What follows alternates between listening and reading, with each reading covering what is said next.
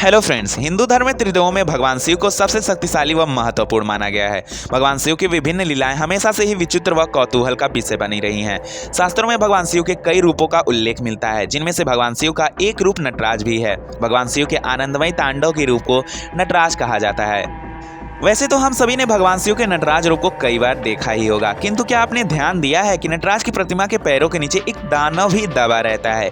आमतौर पर देखने से हमारा ध्यान उस राक्षस की ओर नहीं जाता, किंतु नटराज की मूर्ति के दाहिने पैर के नीचे आपको वो भली भांति दिख जाएगा। क्या आपको पता है कि वास्तव में वो है कौन? आइए आज की इस वीडियो हम बताते हैं उस रहस्यमयी दानव के विषय में। उससे पहले यदि आपने हमारे चैनल को सब्सक्राइब नहीं किया है तो प्लीज हमारे चैनल को अभी सब्सक्राइब कर लीजिए। भगवान नटराज के पैरों के नीचे जो दानव दबा रहता है उसका नाम है अपस्मार। उसका एक नाम मुयालक भी है। अपस्मार एक बौना दानव है जिसे अज्ञानता एवं विस्मृति का जनक बताया गया है।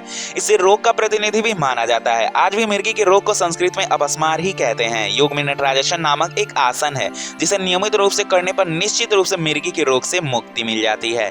एक कथा के अनुसार अपस्मार एक बौना राक्षस था जो स्वयं को सर्वशक्तिशाली एवं दूसरों को हीन समझता था। स्कंद पुराण में उसे अमर बताया गया है। उसे वरदान प्राप्त था कि वो अपनी शक्तियों से किसी की भी चेतना का हरण कर सकता था। उसे लापरवाही एवं मिर्गी के रोग का प्रतिनिधि भी माना गया है। अपनी इसी शक्ति के बल पर अपस्मार सभी को दुख पहुंचाता रहता था। उसी के प्रभाव के कारण व्यक्ति मिर्गी के रोग से ग्रसित हो जाते थे और बहुत कष्ट भोगते थे। अपनी इसी शक्ति एवं अमरता के कारण उसे अभिमान हो गया कि उसे कोई परास्त नहीं कर सकता। एक बार अनेक ऋषि अपनी अपनी पत्नियों के साथ हवन एवं साधना कर रहे थे। प्रभु की माया से उन्हें अपने त्याग और सिद्धियों पर अभिमान हो गया और उन्हें लगा कि संसार केवल उन्हीं की सिद्धियों पर टीका है। तभी भगवान शंकर और माता पार्वती भिक्षु के वेश में वहां पधारे, जिससे सभी स्त्रियां उन्हें प्रणाम करने के लिए यज्ञ छोड़कर उठ गईं। इससे उन ऋषियों को बड़ा क्रोध आया और उन्होंने अपनी सिद्धि से कई विषधर सर्पों का उत्पन्न किया और उन्हें भिक्षु रूपी महादेव पर आक्रमण करने को कह दिया।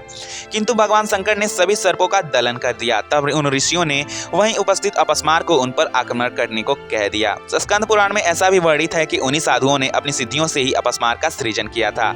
अपस्मार ने दोनों पर आक्रमण किया और अपनी शक्तियों से माता पार्वती को भ्रमित कर दिया और उनकी चेतना को लुप्त कर दी, जिससे माता अचेत हो गईं। ये देखकर भगवान शंकर अत्यंत क्रोधित हो गए और उन्होंने 14 बार अपनी डमरू का नाद किया। उस भीषण नाद को अपस्मार सहन नहीं कर पाया और भूमि पर गिर पड़ा। तत्पश्चात उन्होंने एक अलौकिक नटराज का रूप धारण किया और अपस्मार को अपने पैरों के नीचे दबाकर नृत्य करने लगे।